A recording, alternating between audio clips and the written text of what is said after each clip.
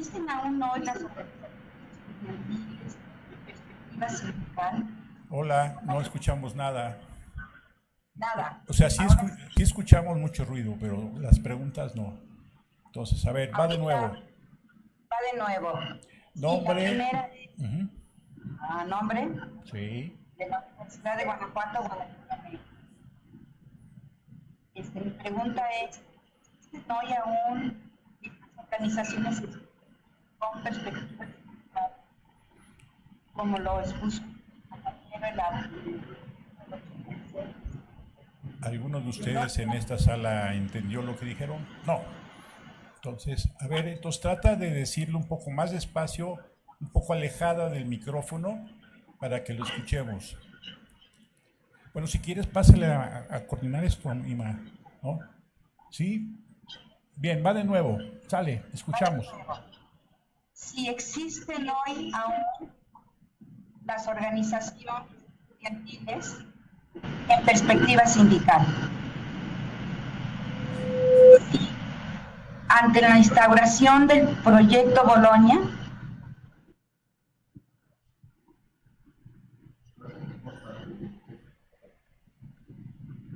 Adelante. ok, si ante la instauración del proyecto Bolonia hubo respuestas estudiantiles, hubo movimiento, ¿y cuáles son los referentes, los motivos de encontro que hoy en día podría generar un movimiento estudiantil universitario en Francia?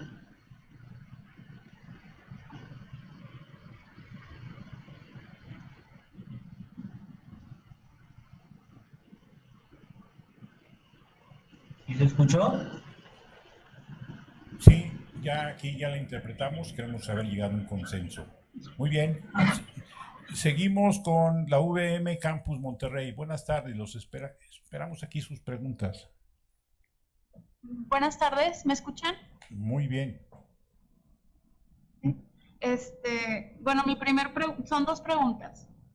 La primera es, ¿cómo impactó que se decidieran organizar en Estados Generales en la dirección que logra tomar el movimiento o en el triunfo de sus demandas? ¿O considera usted que si se hubiese elegido otra modalidad, cómo hubiese impactado al movimiento? Bueno, no sé si me... Sí, quedó muy bien, entendimos todo. Bien. Sí, ¿verdad? De acuerdo, ¿sí? La, La segunda. Bueno.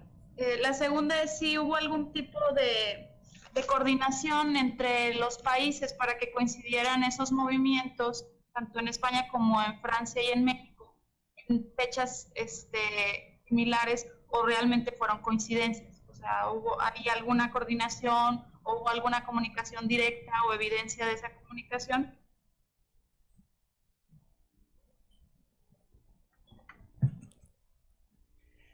Muy bien, gracias. Sí, ¿verdad, Obey? Todo quedó bien. Terminamos estas preguntas con las de la Benemérita Autónoma de Puebla. Buenas tardes. Buenas tardes. Bueno, yo soy Elizabeth Navamunive de la facultad. Y la primera pregunta de la sede es, actualmente ya no existen los jóvenes de clase media francesa y española miedo a la pérdida del acceso a la educación superior. Mi nombre es Diana Karina Mantilla, de Relaciones Internacionales de la Facultad de Derecho, también de la UAP. La segunda pregunta, en la lectura se afirma que los problemas de la juventud se expresan con mayor fuerza cuando existe una crisis social. Por lo tanto, en la actualidad, bajo el sistema capitalista, las crisis son recurrentes, no solo económicamente, sino también socialmente. Es imposible entonces decir lo contrario sobre dicha afirmación. Sin embargo, yendo más allá de la ecuación, ¿a qué se deberá que en algunos contextos la juventud se expresa pero pierde continuidad en los movimientos o en las manifestaciones sociales? Gracias.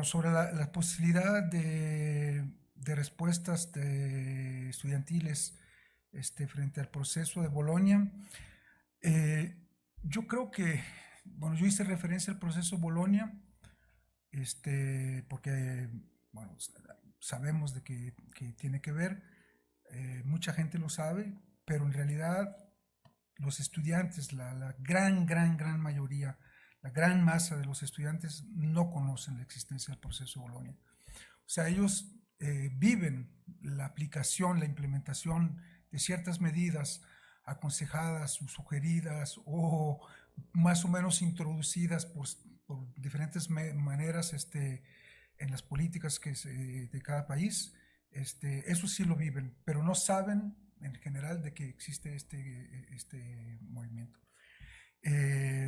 De hecho, el proceso de Bolonia se inicia, pero después va no a fusionarse, sino a unirse o a coincidir o a funcionar junto con los proyectos políticos que existen, por ejemplo, de la creación del proyecto europeo, de lo que es la Unión Europea. Yo hice referencia a la estrategia de Lisboa, que en un momento dado decide que constate que los grandes cambios, las grandes mutaciones que se están dando en el capitalismo europeo, y que deciden que en un mundo en donde hay esta confrontación comercial y económica, las empresas europeas tienen que ser las mejores, y para que sean las mejores hay una serie de cosas que hay que hacer.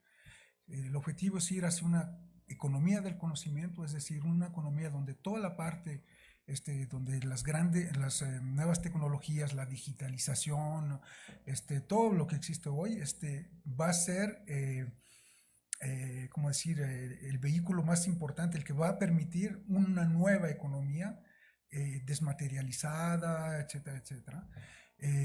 Para realizarla necesitamos universidades que estén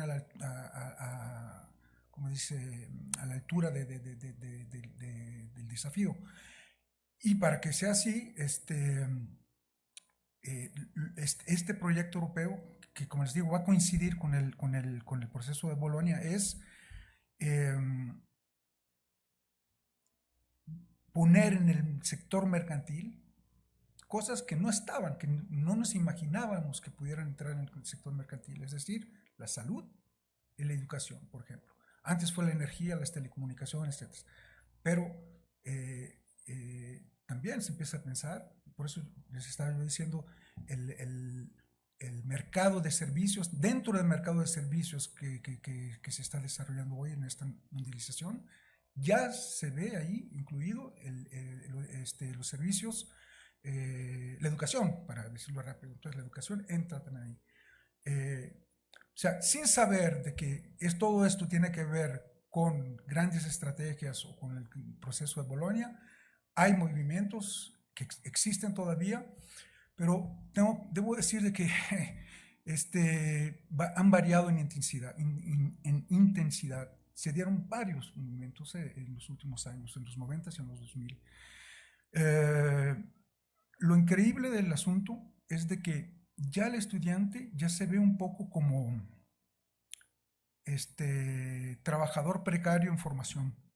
No se está viendo como el futuro intelectual, o el portador de un conocimiento, de un saber, no, se está viendo como la persona que va a ir al mercado laboral y que tiene que adaptarse a él y que tiene que saber venderse, etcétera, etcétera, etcétera. Entonces, lo curioso del asunto es de que las movilizaciones más importantes que se han dado en las juventudes después del 86 son las que tienen que ver con la cuestión laboral para los jóvenes. Dos ejemplos es el del 94, el contrato de inserción profesional, y el del 2006, más reciente, el contrato primer empleo, en el que se les propone a los jóvenes, por ser jóvenes, un empleo, pero con un salario de menos del salario mínimo. O sea, es una manera muy inteligente de bajar los salarios y hacer entrar trabajadores muy baratos finalmente. Y ahí ha habido movilizaciones muy, muy fuertes. Las últimas que hemos tenido en Francia son contra el proyecto actual que se llama Parcoursup, en el que los estudiantes, antes, cuando iban a inscribirse, ponían las universidades en el orden de preferencia de las que querían ir.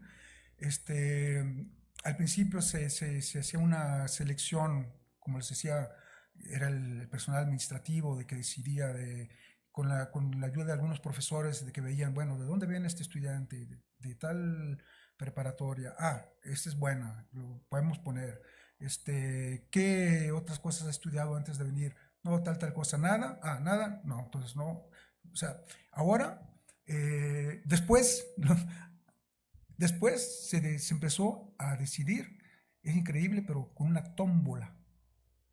O sea, se echaba un poco así, como con juegos de azar, a ver a quién le toca y a ver a quién le toca. Y últimamente es el famoso algoritmo, que les digo la magia del algoritmo, de que es un programa ahí que va a decidir quién sí, quién no.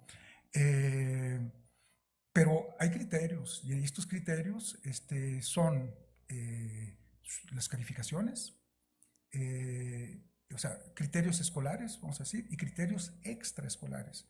¿Qué es lo que hace este chico? Nos está demostrando que es capaz de ser innovador, dinámico, etcétera, etcétera, o no. Entonces, muy seguido, el chico que va a ser innovador, que tiene experiencias, que fue al conservatorio, los que decía antes, que tiene otras formaciones extraescolares, son los que vienen de familias que tienen los medios para hacerlo. Y los que no, pues no entran. Entonces, una selección social, reforzada, y se está creando una élite realmente. Y los movimientos que se han dado no han sido suficientes porque no tienen la fuerza suficiente. Yo creo de que se ha hecho tanto para individualizar la reacción de cada quien, y de que cada quien está pensando en cómo ser el mejor y cómo venderse bien, de que no va a ir a pensar en la acción colectiva, sino que va a estar más preocupado en qué voy a hacer para que me admitan, qué voy a hacer para valorarme en tanto que persona, ¿no? O sea, cómo me voy a ir a vender. Se va a inscribir a uno a la universidad como si fuera a buscar un empleo, ya de entrada. Entonces, hubo movimientos, les digo, y de hecho el algoritmo dejó afuera en un primer momento ya no me acuerdo de la cifra, pero eran las últimas que yo vi, que quedaban nada más 60,000 sin inscripción. Y al mismo tiempo había cifras que decían que eran como 400,000 entre los que no fueron admitidos y los que mandaron a carreras que no querían hacer, pero que les dijeron, no, aquí no, pero te vas allá. Es mucha gente.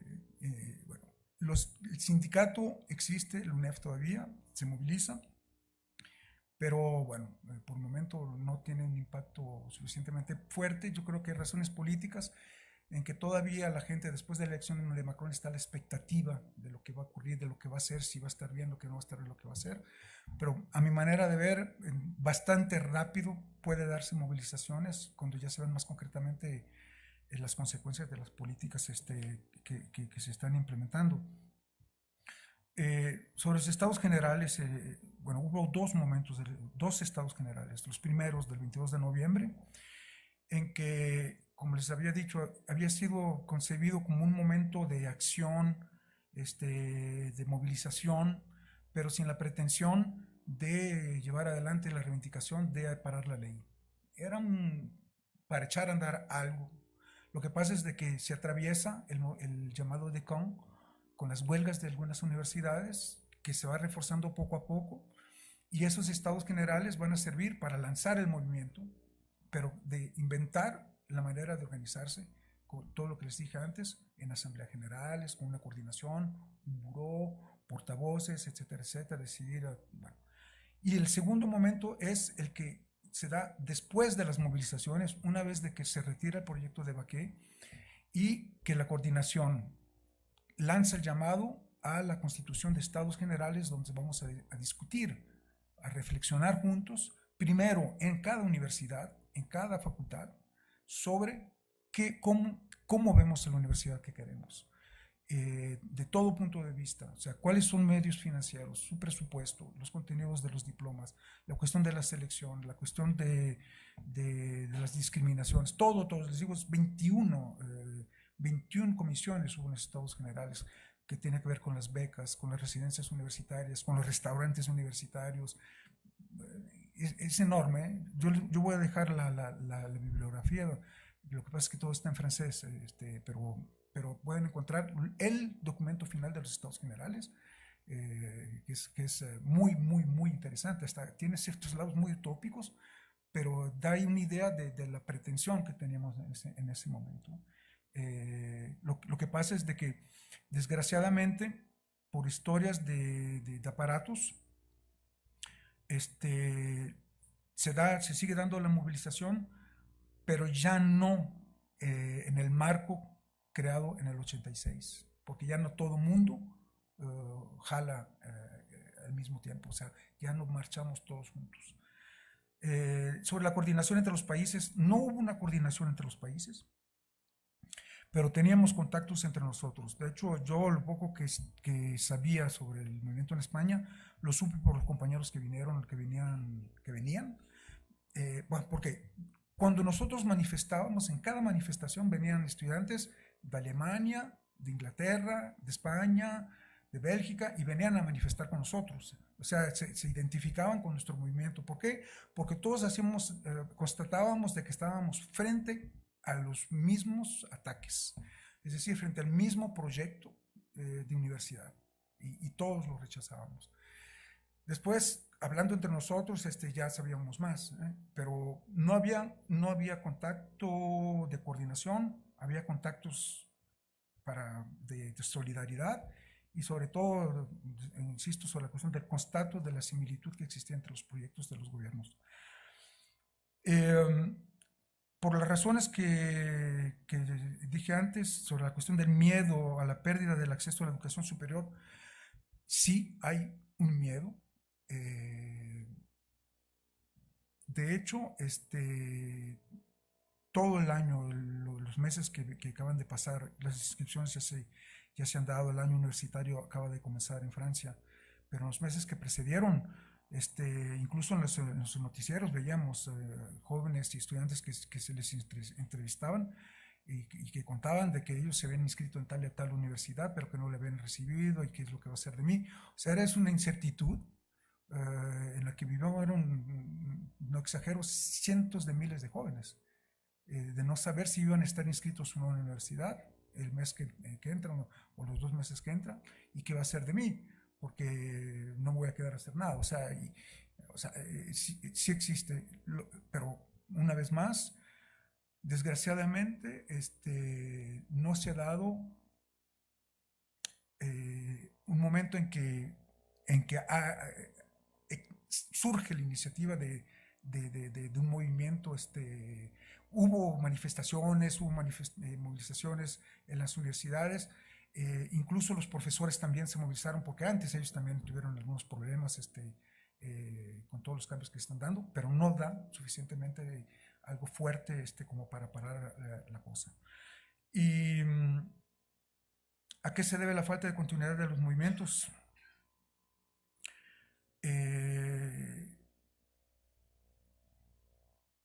Bueno, primero es una cuestión por definición, los estudiantes entran a la universidad y salen 3, 4, 5 años después, hay una movilidad, vamos a decir.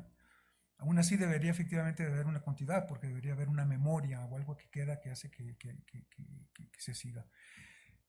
Yo creo que es un problema que concierne a todo el movimiento social en Francia, no nada más el de los estudiantes. O sea, de que hay luchas que se dan muy fuertes, por ejemplo, contra la reforma de las pensiones, del sistema de pensiones, que se movilizaron 7 millones de personas contra el proyecto, y de pronto, ¡pum! ¿Y por qué? ¿Y cómo? Ahora, hay un reflejo que también puede existir, que es de decir, bueno, que perdimos, no ganamos, pero van a ver en las próximas elecciones. Eso puede existir también. Lo otro es de que ha habido varios movimientos en los últimos años en que sí se ha ganado.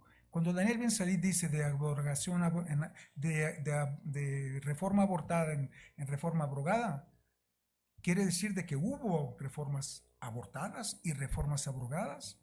Efectivamente, por ejemplo, sobre la cuestión de la autonomía financiera de las universidades, se estuvo parando varias veces el proyecto. Se ganó en esas cuestiones. Pero, en cambio, se perdió sobre la selectividad. Entonces, poco a poco ellos fueron avanzando, poco a poco, hasta llegar a lo que estamos ahora.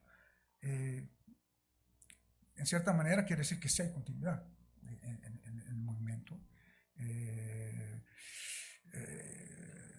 Y a mi manera de ver, deberá haber una continuidad.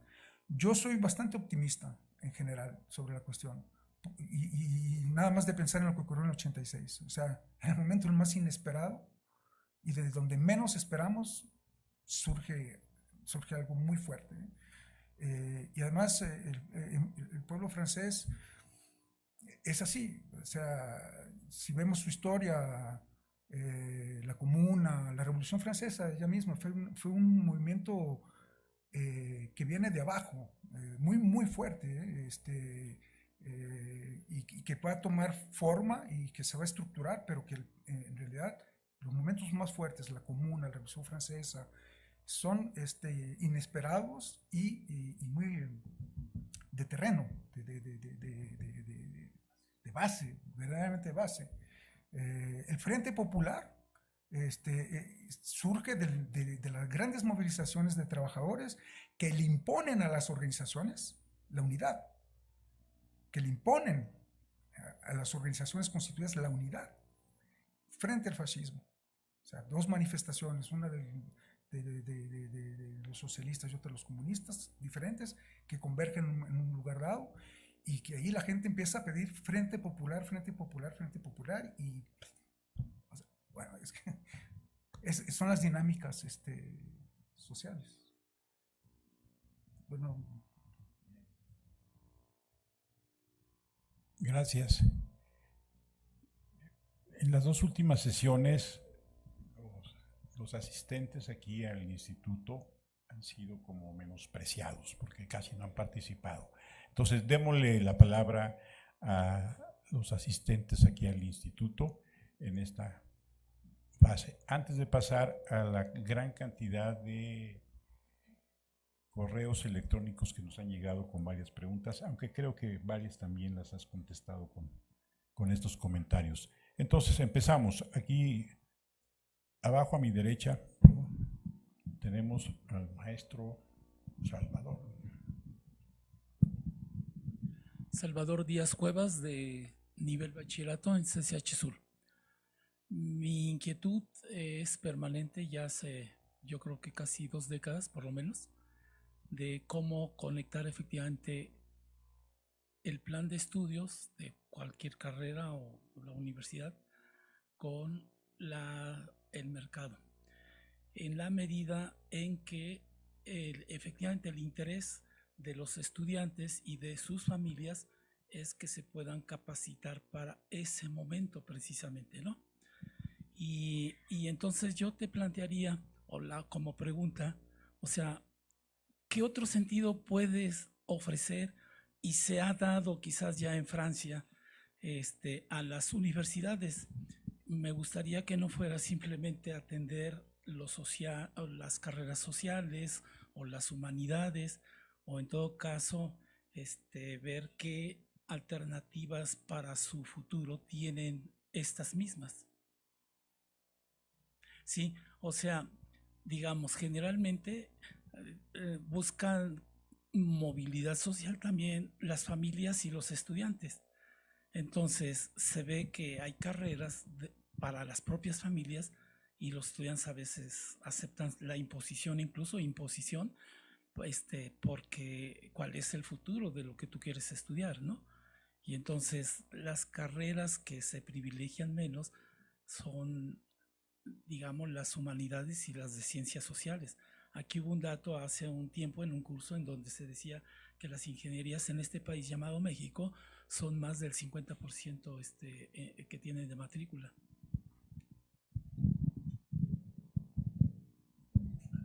¿Juntamos otras preguntas? Claro, si hay. Si no hay, no las juntamos. ¿Nadie más? Aquí adelante, por favor, Luis. Abajo a mi derecha tenemos una... La verdad está muy motivante su exposición. Allá afuera había mucha gente comentando, no sé qué les pasó, pero atractiva y muy interesante. Nos puso realmente, como dice el maestro Dorica, el tema del seminario. Yo no soy tan optimista, maestro, porque yo soy maestra de bachillerato en una región abandonada, allá en el CCH Naucalpan, con alumnos que viven en condiciones tremendas de violencia, de falta de educación, de espacios culturales. O sea, el norte y el sur nada tienen que ver en los servicios de la educación. Entonces lo que los alumnos hacen es ser más conservadores.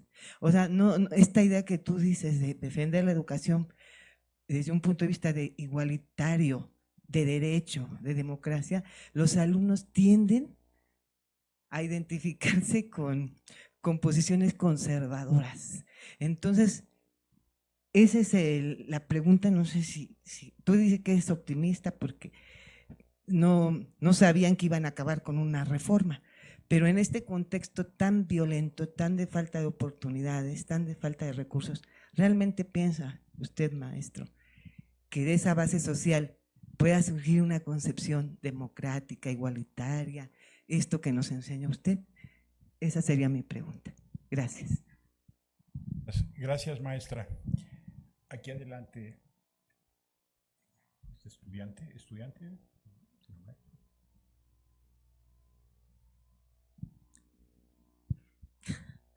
Hola, Yari Osorio, de Maestría en Estudios Políticos y Sociales.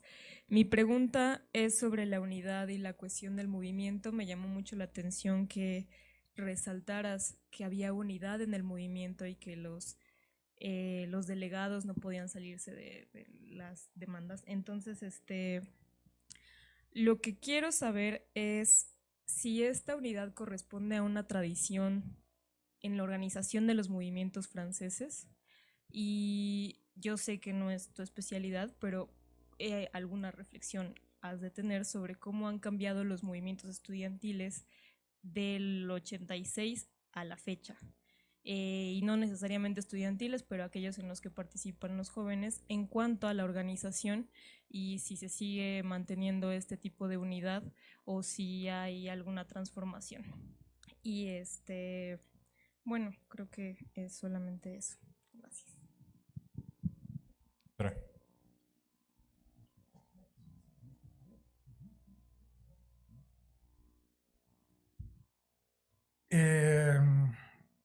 Sobre la relación entre la conexión que tiene que haber entre planes de estudio y empresa, cuando discutimos la ley de Savary, eso es 82 a 84, yo les decía, yo participé a las concertaciones que se hicieron en las universidades, en mi universidad.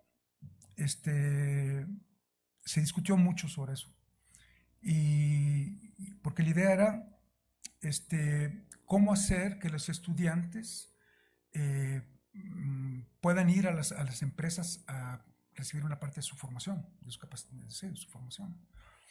Entonces, nosotros defendíamos la idea de que era necesario de que en un momento dado del cursus, del plan de estudio, efectivamente el estudiante tenga el contacto con la realidad del mundo del trabajo, decíamos.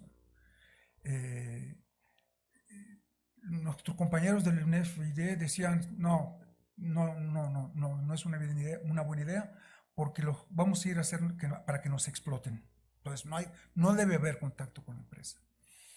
No, o sea, en todo caso es lo que yo escuchaba en las reuniones que teníamos de concertación. Nosotros decíamos, pero el trabajador va a la fábrica y no va diciéndose, me van a ir a explotar, o sea, me van a explotar, no voy. va y pelea por las condiciones de trabajo, etcétera, etcétera. Y nosotros además veíamos un trabajo entre nosotros, las organizaciones estudiantiles y los sindicatos de trabajadores, para que efectivamente la llegada de los estudiantes a la empresa se dé en condiciones realmente, ¿cómo decir? No solamente no de explotación, sino que el contenido mismo de las formaciones no se limiten a las exigencias de la empresa, ¿no? Ese es el primer punto. Después, el problema está en que las proposiciones que se fueron dando después no eran nada más una cuestión de hacer de que el estudiante conozca la realidad del trabajo. Era más que eso. Era la autonomía instrumentalizada para someter a la universidad y sus contenidos a las exigencias del mercado que pueden evolucionar muy rápido. Y de hecho la idea de diplomas que no fueran nacionales y que fueran de universidad era para permitir esta flexibilidad, de hacer hoy un diploma así, ya está con tales contenidos, pero que mañana sea diferente en función de las exigencias del mercado. Nosotros lo que decíamos era, nosotros no estamos dispuestos a estar reciclándonos constantemente. O sea, nos quieren dar formaciones en las que nos van a especializar mucho sobre una cosa, pero se va a mover tanto la cosa de que finalmente nos van a sacar rapidísimo de la jugada, porque los criterios van a ser otros. Entonces, es por eso que nos oponíamos a los diplomas de universidad. Pero eso corresponde a esta idea. Bueno, Robert Reich, el que fue secretario de Bill Clinton, de Trabajo, pero también en el 86, un ministro que se llamaba Philippe Séguin, que hacía parte del ala social, o sea, progresista de la derecha, nos la cantó en agosto del 86 clarísimo, diciéndonos, ya no van a existir nunca más, y métanselo en la cabeza, ni trabajos donde van a quedarse en la misma empresa casi toda su vida, con diplomas que se van a decir los mismos, tienen que meterse en la cabeza de que tienen que ser flexibles y que tienen que estarse readaptándose constantemente. Eso es lo que nos siguen exigiendo hoy. Entonces, ya no es de que la universidad se acerca a la empresa, es la empresa la que se metió en la universidad. Y de hecho, yo insisto, ya el estudiante ya no va a inscribirse a la universidad, lo vive como si fuera el primer paso para pedir un empleo, y con las exigencias que puede tener en este caso el obtener un empleo, ¿no? Ya no es lo mismo. Yo me acuerdo muy bien de que cierta gente me decía, yo hice algunos debates justo después del movimiento en Alemania, Suiza, etc. Y me decían, en esos países me decían, sí, pero ustedes quieren una inigualdad que no puede existir. Es normal que haya selección. Y yo les decía, porque era lo que decíamos en el movimiento, nosotros lo que queremos es no una igualdad en que todo el mundo parejo, lo que queremos es igualdad de oportunidades. Que no nos vayan a decir, no, tú no porque eres un tarado y tú eres inteligente, entonces tú no entras y tú sí. No, todo el mundo igual en la entrada y te vas a formar y vas a ir demostrando de qué eres capaz, si puedes o no puedes, si tienes que orientarte de otra manera, etcétera, etcétera, pero que el acceso a la educación sea el mismo para todos, ¿no? Hoy ya no es así. Ahora les digo, ya no es el estudiante el que escoge su universidad, es la universidad la que escoge su estudiante, como una empresa escoge a sus empleados, trabajadores, cuadros, etcétera, etcétera, etcétera. No es lo mismo, quiero decir, yo estoy de acuerdo que tiene que haber un lazo entre plan de estudios y contenidos, quiero decir, y el trabajo. Después, lo que también yo diría es de que habría que rever, estoy convencidísimo de que dos cosas que hay que rever, que habría que reflexionar mucho, es sobre qué es el trabajo. ¿Qué es el trabajo en la sociedad? ¿Es simplemente la venta de una fuerza de trabajo? o es algo más que es constitutivo de lo que es una sociedad, de lo que hace una sociedad? Y dos, ¿qué proyecto de sociedad queremos? Es decir, es una sociedad regida, porque vamos ahí a toda velocidad a eso, ¿no? Regida por los los sagrados criterios establecidos por el capital financiero tal como es hoy, o vamos a partir de la idea de que la empresa, porque habría que reflexionar qué es la empresa. La empresa es parte de una sociedad, y no es la sociedad la que tiene que adaptarse a la empresa. La empresa tiene que, yo no diría adaptarse a la sociedad, sino más bien ser un ente social con derechos de los trabajadores en tanto que ciudadanos, o sea, la ciudadanía en la empresa. O sea, la misión de la empresa, yo estoy seguro de que se puede reinventar. Se puede reinventar, pero la dejo así.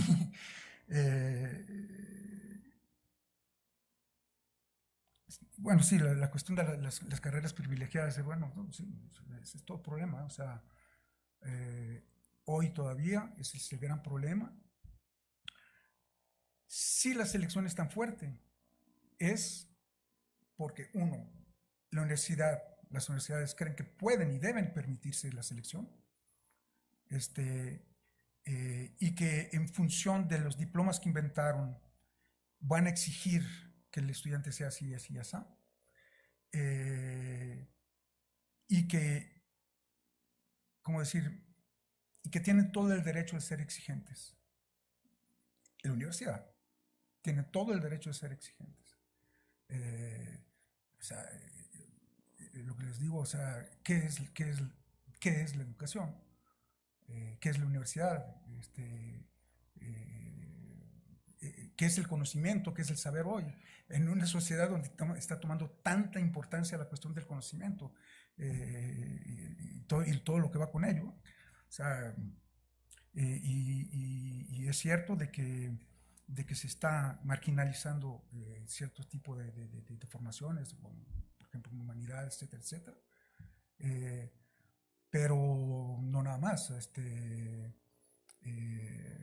Incluso dentro de las que se supone que es, o sea, la cuestión es de que hoy se está diciendo en que es rentable o no es rentable. Puede ser humanidades a condición de que sea rentable. Entonces, las humanidades se pueden transformar también, y irse a una cosa, bueno. Sobre la cuestión de la unidad, ¿no? Si es una tradición. Yo creo que un poco como en todos lados, donde siempre hay peleas por la hegemonía de organizaciones o ideas, etcétera, etcétera.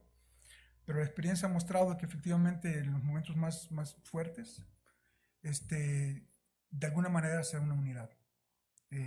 Porque es la condición de la eficacidad, vamos a decirlo así, para ganar. Y en los momentos más duros, puede ser los ejemplos que di antes, pero puede ser el momento en que de la ocupación nazi y cómo emerge la resistencia, donde comunistas, monarquistas, gaullistas y otros más forman el Frente Nacional de la Resistencia. Y que a la salida de la guerra van a crear un gobierno que va a nacionalizar, que va a crear la seguridad social, la educación que tenemos, el sistema de pensiones. Son momentos muy fuertes que se dan, pero que efectivamente no perduran, porque la vida política es así, surgen intereses, una serie de cosas. Pero sí es cierto de que cuántas veces no me ha tocado, por ejemplo, las grandes movilizaciones que se han dado, pero laborales, el eslogan que siempre regresa, que siempre viene a aparecer en todas las manifestaciones desde el 1995, de las grandes huelgas que paralizaron a toda Francia, es todos juntos. O sea, la gente que grita, las manifestaciones que van gritando, todos juntos, ya, todos juntos, todos. Se me pincha en China el pueblo. Pero es que es cierto, o sea, pero viene de la gente. No lo inventó una organización, viene de la gente. Era fuertísimo, en el 95 había que ver eso. El país paralizado, ¿no? Y bueno. No, sí, no sé si llamarlo tradición, pero es algo un buen reflejo que surge cada vez. Sobre lo que decías de los hermanos conservadores, yo venía platicando con Carla Quintero de eso en el coche cuando veníamos por acá. Se está haciendo todo para que la gente no nada más sea conservadora. Este conservadurismo viene de una especie de individualismo que se ha venido reforzando cada vez más. Y cuando yo les digo de que se hace competir no nada más a los establecimientos entre ellos, no nada más es eso, se hace competir a los individuos entre ellos, en el mundo de trabajo, pero entre estudiantes. O sea, yo quiero entrar a la universidad, yo quiero pasar a la maestría, etc. Tengo que competir con los otros y ser mejor, y me las voy a arreglar, me voy a rascar con mis uñas, y es una especie de, efectivamente, es como si lo que está muy fuerte, que está ocurriendo en Europa hoy y en Francia, es la idea de que tienes que ser un autoempresario, tienes que ser un empresario de ti mismo, y como buen empresario tienes que saber venderte y saber competir, etcétera, etcétera, etcétera. Incluso la legislación laboral, por ejemplo, que se está imponiendo en Francia, se está haciendo todo para desmontar todo lo que tiene que ver con contratos colectivos. Se está haciendo todo para que sean contratos entre el trabajador, el empleado, y la empresa. Y así el trabajador va a decir, no, yo sé defenderme mejor que solo, yo voy a saber negociar, etcétera, etcétera. Todos, quiero decir, los dispositivos mismos legales, todo es para que el individualismo crezca. Y se ha llegado también ahora a Francia, por ejemplo, a implementar la idea de que cuando una empresa quiere adoptar tal o tal medida, bajar salarios o reducir, aumentar el tiempo de trabajo, o cambiar un contrato colectivo, si los sindicatos no quieren, llama un referendo. Entonces, ¿por qué? Porque la idea va a ser esto entre los trabajadores y nosotros, los patrones, y además con ideas muy demagógicas, es decir, no, las organizaciones sindicales quieren manipularlos, y basta de que una sola organización, aunque sea minoritaria, diga yo estoy de acuerdo, y se hace el referendo. Lo que pasa es de que ellos creían de que iban a ganar así a cada vez, pero ven lo que ocurrió con Air France la última vez, de que hubo una huelga bastante importante por la cuestión de los salarios, y el patrón, el gran patrón de Air France, que se imaginan lo que es el patrón de Air France, o sea, un monstruo económico, que dice voy a hacer el referendo para que los trabajadores se expresen porque eso es la democracia, seguro de que iba a ganar, y es más, si no gano, renuncio. Perdió y tuvo que renunciar. O sea, de que bueno, total, la idea es esa. Quiero decir de que sí, se refuerzan las ideas conservadoras, pero porque no es su objetivo nada más, es porque se crean las condiciones para que se dé esto así, y de ahí la importancia, y ahí puede parecer que me contradigo, pero de ahí la importancia de la existencia de organizaciones, de organizaciones, de colectivos, en todo caso, que hagan vivir la idea, y que la hagan pervivir. Es decir, contra vientos y mareas, que la idea siga, que la idea esté allí y para que no nada más, no es una cosa conservadora justamente, sino que es de hacerla crecer para que la idea sea otra vez mayoritaria. Y es allí donde había un señor que acaba de morir, pero que yo apreciaba mucho, Samir Amin, que decía: no nos olvidemos nunca del largo plazo. Tenemos la impresión de que todo tiene que ser ya rápido así, y que si no ganamos en 5 años, estamos perdidos. Pero vean lo que es la historia y vean cómo se han dado las cosas. Hay que pensar a largo plazo. Tal vez no estemos aquí, tal vez nos lleve 15 años, tal vez menos, pero tal vez más, pero yo creo que me doy a entender. Quería intervenir aquí todavía. Ahora, una sugerencia, si somos breves para dar oportunidad, porque ya nos están apurando allá atrás, ya cerremos. A ver, entonces aquí, nombre, descripción y bla, bla, bla. Buenas tardes, mi nombre es Yadir Pérez Trejo, soy estudiante de la maestría en estudios latinoamericanos y quisiera hacer una breve intervención para invitar a cuestionar el concepto de movilidad social, justamente en los términos en los que usted está planteando, de esta ideología individualista que permite que avancen estos modelos. Creo que la primera cuestión es que, como usted mismo señala, si estamos en una sociedad mundial controlada por el capitalismo financiero internacional, no es posible que todos los que existen en esa sociedad de clases puedan ser dueños del capital financiero internacional. De cierta manera, la movilidad social resulta un mito. A lo que más puede aspirar a alguien que dentro de ese marco de existencia, dentro de esas condiciones de existencia, vaya a la universidad es quizá a tener un salario mayor que si no hubiera ido. Y ahora se habla de vuélvete autoempresario, ¿no? También eso es una forma de movilidad social, es como un revestimiento de lo mismo. Y hasta ahí la dejo en aras de la brevedad.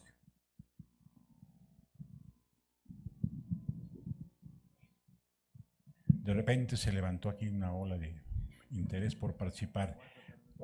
Participemos todos para otra vez no descartarlos, pero breves para que nos... Axel Meléndez, de Psicología, acá de la UNAM.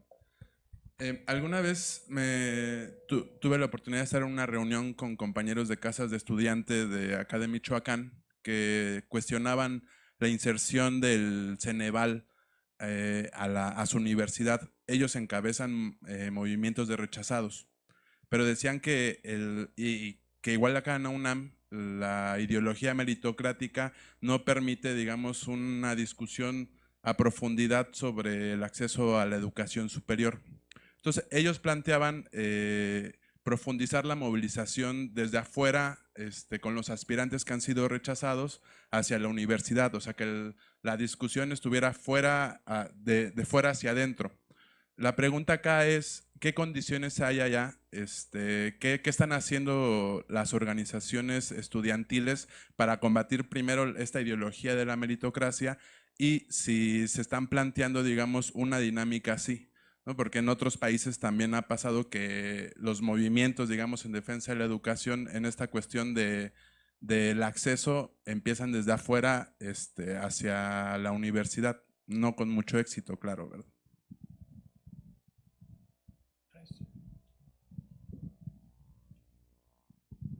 Hola, soy Cintia de la maestría en pedagogía. Pensando como en esta formación compulsiva de emprendedores que hemos visto, por ejemplo, en México, que tiene el efecto un poco, creo, de responsabilizar a las personas desempleadas de su desempleo, de la falta de seguridad social y un poco convencer incluso a estudiantes de bachillerato de que el cambio está en uno y de que siendo líderes van a poder tener una empresa y desde luego ser ricos, como con estas narrativas de, no, mira, este señor empezó vendiendo papitas y luego fue dueño de Sabritas, ¿no? Lo cual pues evidentemente no es cierto porque los emprendimientos o estos micronegocios fracasan en un 80% antes de cumplir 5 años en México. Pero la pregunta que tengo ante esto es qué dispositivos educativos o pedagógicos podríamos poner en marcha como para rescatar un poco la importancia de la lucha sindical, como por dónde podemos pensar en proyectos educativos que nos permitan pensar en colectividades en lugar de creer que podemos salvarnos a nosotros mismos siendo empresarias o empresarios. Bien, esa sería la última pregunta, que las conteste el maestro Obey. Yo simplemente quería comentar, hay muchas preguntas que nos llegaron. Tengo la impresión de que la mayoría de estas preguntas fueron contestadas de alguna u otra forma con las intervenciones anteriores. Pablo Valverde de Costa Rica, Paola de Jesús de Colombia, Patricia Moreno de la UAP, Guanajuato, Maestro Ibarra, Jazmín Moreno en Morelos son algunas de las preguntas que se habían planteado. En general coinciden en darte las gracias por hacerlos pensar. En general sería el comentario. Son cosas interesantes, explicar más eso de por qué un sindicato de estudiantes, si el sistema educativo es tan malo, cómo es que hay estudiantes conscientes de dónde surgen de la nada. En fin, son preguntas, incluso algunas provocadoras. ¿Por qué en España los chavos del liceo son los que llevan el movimiento y en cambio en Francia no, sino son los universitarios? Que tiene que ver un poco con eso de que si son de derecha o los hacemos a los estudiantes. En fin, hay una serie de preguntas muy retadoras, se las agradecemos. Creo que el contexto ya explica muchas de estas preguntas, pero el tiempo nos gana, no podemos detallarlas más, pero creo que con una intervención final podría ser un comentario. Y en general coinciden que la visión es pesimista, o sea, que el ánimo que les deja, hay un comentario muy largo acerca de, ¿y entonces universidad para qué? Si a final de cuentas no vamos a poder transformar el mundo.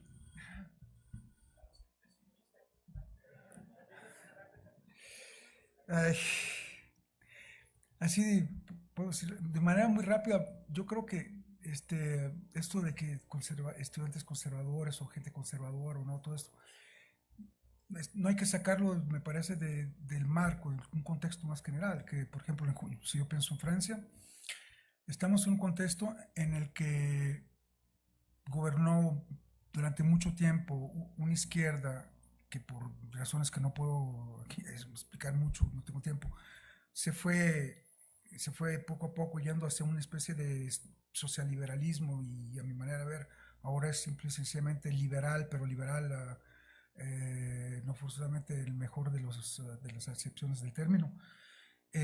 Y al mismo tiempo también la derecha ha llegado al poder y tampoco ha hecho las cosas mejor. Entonces hay una especie de pérdida de puntos de referencia en general en las sociedades, una especie de hastío, de desconfianza, que puede traducirse o más bien dar reacciones como por ejemplo la emergencia de fuerzas como en Italia de extrema derecha, o en Italia, en Alemania, en Hungría, en Polonia, etcétera, etcétera. Algunos gentes les dicen populismo. Bueno, no voy a discutir de eso ahora, pero en todo caso son para mí de extrema derecha o de derecha extrema. En Francia gana Macron, pero con una idea de que yo no soy de aquí ni soy de allá. En realidad soy de los dos lados, ni de izquierda ni de derecha, y al final todo el mundo creo que está convencido ahora de que no sea ni de izquierda ni de derecha, sino es más bien de derecha y de derecha, y se le llama ahora el presidente de los ricos. Pero cuando gana es porque llega con esa idea de que yo voy a salir con algo nuevo. Y si los estudiantes o la gente puede tener actitudes que nos parecen conservadores, tiene que ver con ese marco en general político y social que existe. O sea, la gente está buscando y en ciertos momentos va a reaccionar autolimitándose o creyendo no podemos ir más lejos, etcétera, etcétera. Pero son cosas que cambian. O sea, no son eternas, están siempre moviéndose, ¿verdad? Entonces, estudiantes conservadores no, o sea, no lo veo definitivamente así. Sobre la cuestión de la movilidad social, en los años 60, 70, cuando la masificación de la universidad, Y yo creo que los más viejos y tal vez algunos más jóvenes se pueden acordar de que ir a la universidad era una especie de promoción social, una oportunidad que teníamos para vivir mejor, incluso de enriquecimiento personal, bueno, todo eso, que una cosa que era muy fuerte. La cuestión es de que ahora cuando hablamos de movilidad social, inmediatamente hay que pensar en todo lo que he estado tratando de explicar hasta ahora: flexibilización, adaptabilidad a los cambios que existen, pero sobre todo precarización. O sea, es una movilidad en la que a fuerzas, mijito, te tienes que mover. Y en realidad te estás moviendo tanto que tu situación es precaria. ¿Ah? Y tu salario también va a ser a veces bueno y a veces malo, etcétera, etcétera. Y queda esto, ¿verdad? Por ejemplo, hay gente que me dice, sí, pero ¿por qué tan poca natalidad? ¿Y por qué los jóvenes se casan menos? Y claro, o sea, la gente hoy no sabe si va a tener, o sea, cada vez más seguido no sabe en qué va a estar mañana, si va a tener trabajo, si no va a tener. Pero nos la vendieron diciéndonos que esa es la modernidad hoy, ser flexible, no, ser precario. Pero, o sea, es así la idea.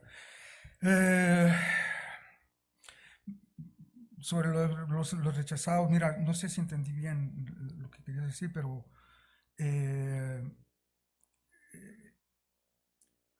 definitivamente los primeros que se tienen que mover es los que están tocados directamente por el problema. Entonces, en este caso, los rechazados, ¿verdad? Yo creo que no hay que esperar que nadie venga a decir, vamos, pero se tienen que crear los espacios para que la gente se encuentre y hable y discuta. Bueno, pero sí, tú dices desde afuera para adentro, podemos decirlo así.